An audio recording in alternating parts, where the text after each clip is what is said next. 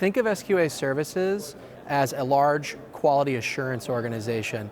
We work with many different industries, aerospace being one of them, but also in the healthcare industries such as pharmaceutical, medical device, bioscience.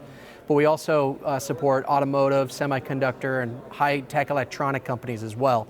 And we help our customers manage their supply chain based off of specific challenges and needs. We manage 600 to 800 active quality professionals that are around the globe, working in more than 55 countries.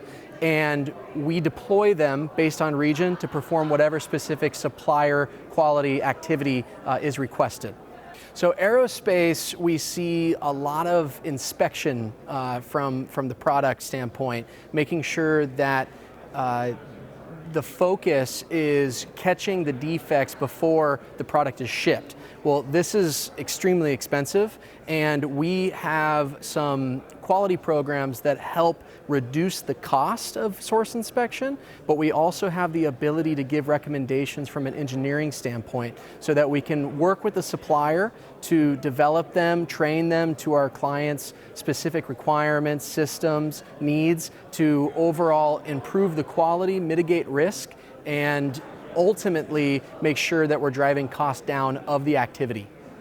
SQA Services really wants to make sure that we're demonstrating to our customers that supply chain management is a combination of many different activities, and there's a lot of philosophies that every company will create for themselves and works for them, but it's important to make sure that they understand that they can send someone from SQA Services that is local, understands the culture, the language of where the supplier is, and ultimately make sure that we're driving down the cost of what that activity is. So source inspection is something that's very common in aerospace, and it's not going to go away, but if you're receiving good product from a supplier, then why are you still doing source inspection? And we're going to provide you the metrics, the data, the information that will allow our customers to have visibility into their supplier so that they can make the best judgment and the best decision in terms of what activity really needs to be performed from that supplier to drive quality